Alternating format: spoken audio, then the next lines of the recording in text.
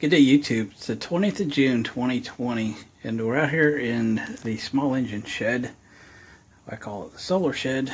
I did a little video on this the other day, and one of my friends saw it, and he goes, "Hey, you got some small engines. I got a couple of them you need to have." So we'll get to that in a second. So I'll just show you real quick, just some stuff I picked up over time. That's actually a pump. I believe it's a gas-powered, like, marine bilge pump, but I could be wrong about that. It does run and probably does pump. I have run it.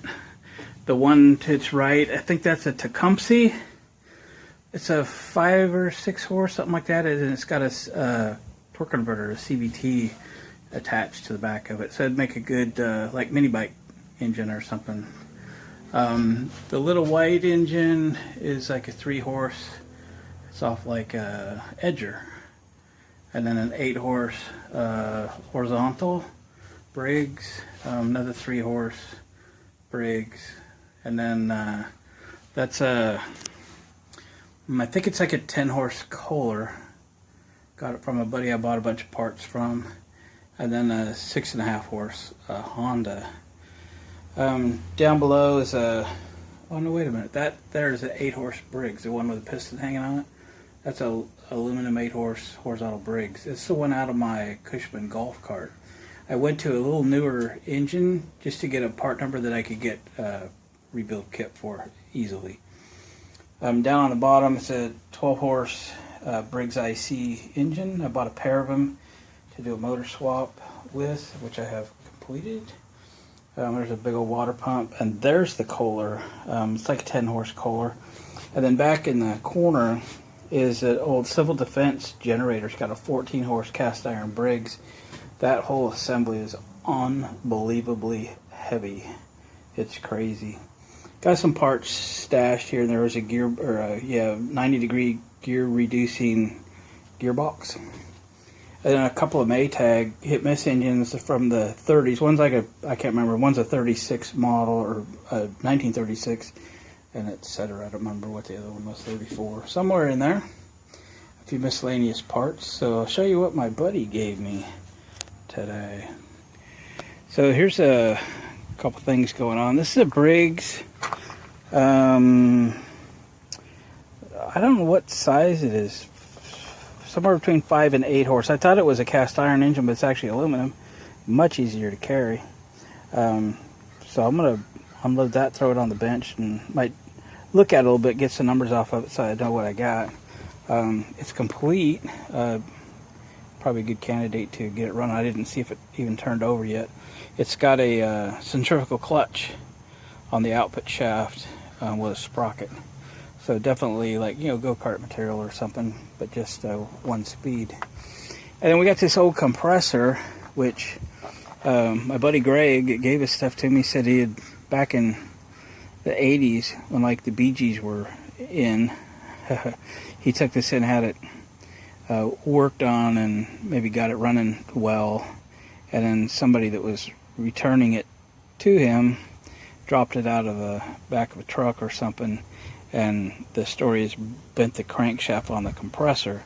Engine should still be good, so forth. And I think what I'll do is, you'll get the engine off of it, strip a few parts off of this thing, like that flywheel. I'm just gonna hang on to it, and the wheels, and keep that guard and whatever I might be able to use, and then just junk the rest of it. Maybe strip the copper pipe off of it, and so forth, and then scrap the rest. So let's get this stuff out of my car. Well, I just thought I'd record getting this thing out of my car. I was thinking of taking the engine off while it's in my car, but nah, it's too hard to work on. So I thought of this. Back my trailer up, drop the ramp down. I got the tongue stand down. I got jack stands under the back of the trailer, and I got some wood blocks to keep the trailer from rolling. So in theory it ought to work.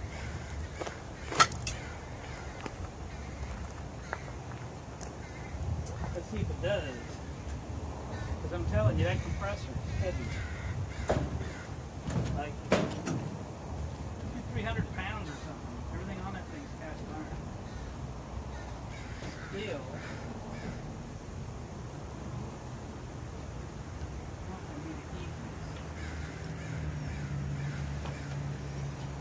So I've got a really bad back, so I approach these things very cautiously.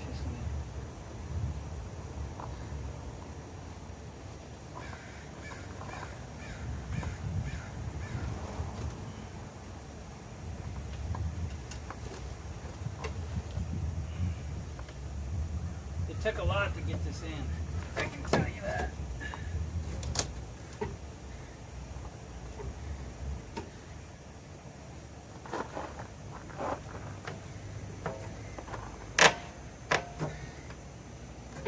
And it's going to take a lot to get it out.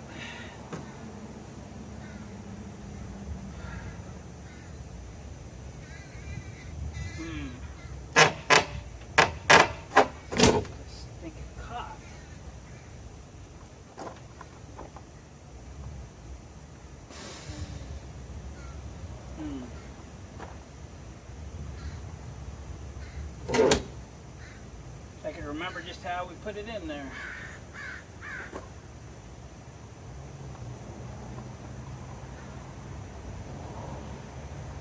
Could take the gas tank off.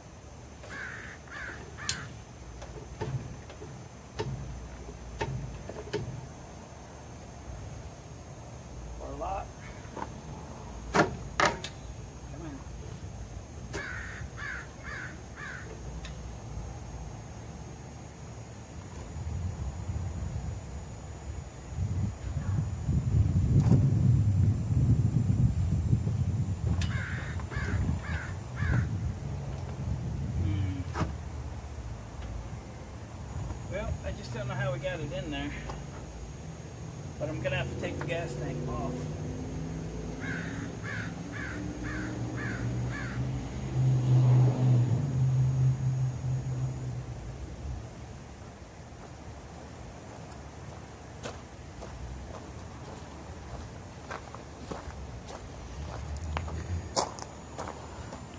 I'll be right back. Okay, tank's off. Let's get her out of there.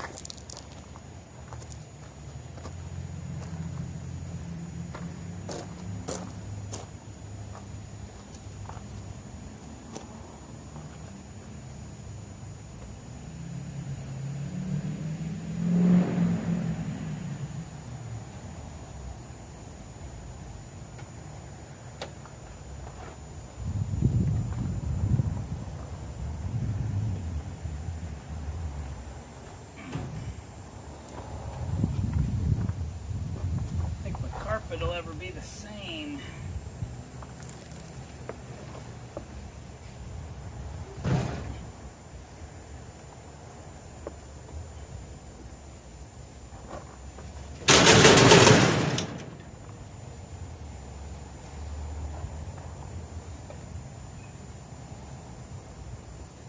Fix that later.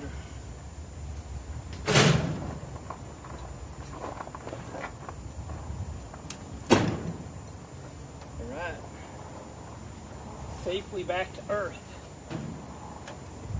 Wow, it's unbelievably heavy. Alright.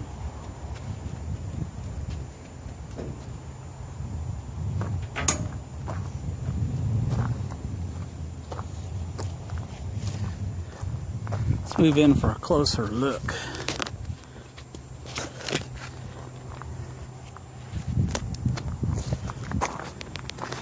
So it's a Kohler 6 1/4 horse cast iron line, long life, compression release, ball bearing, governor, internal governor. And then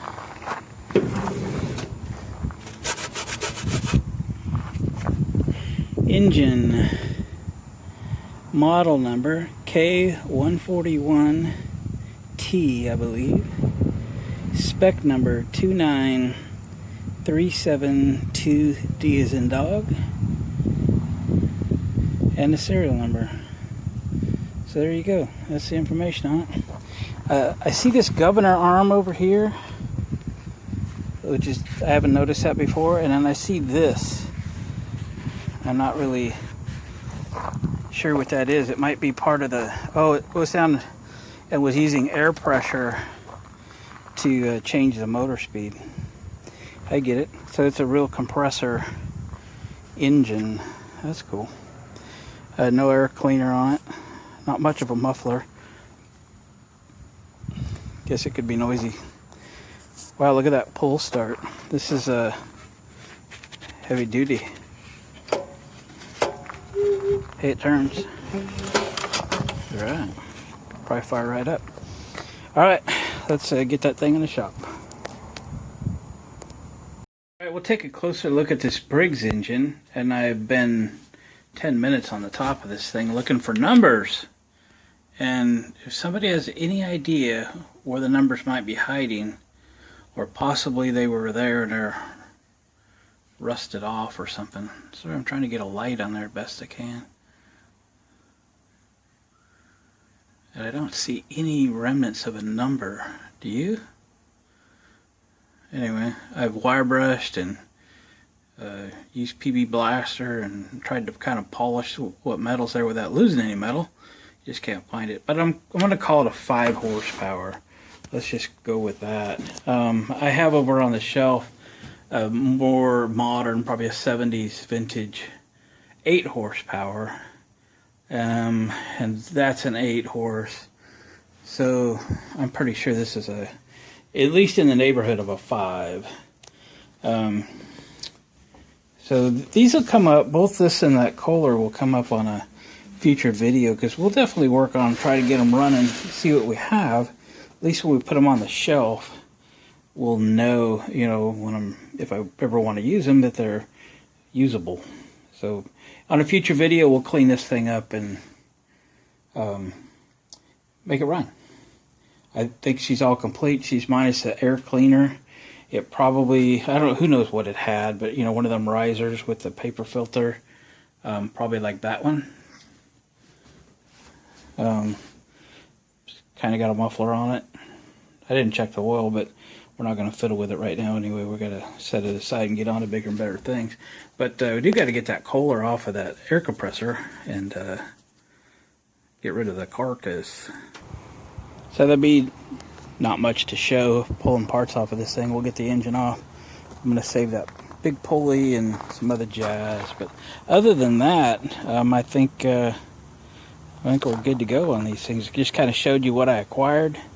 And coming up someday, future videos, winter project, something like that, we'll kind of do a once over and a startup on it.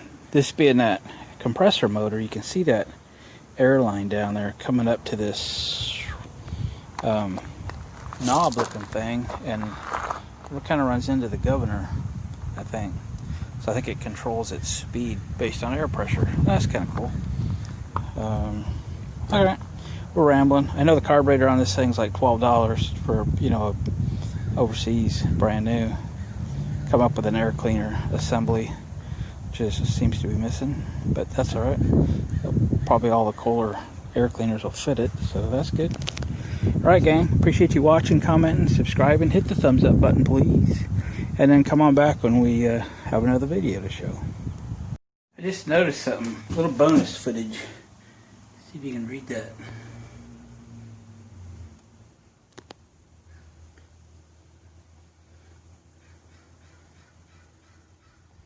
Jacuzzi Brothers. That's kind of cool.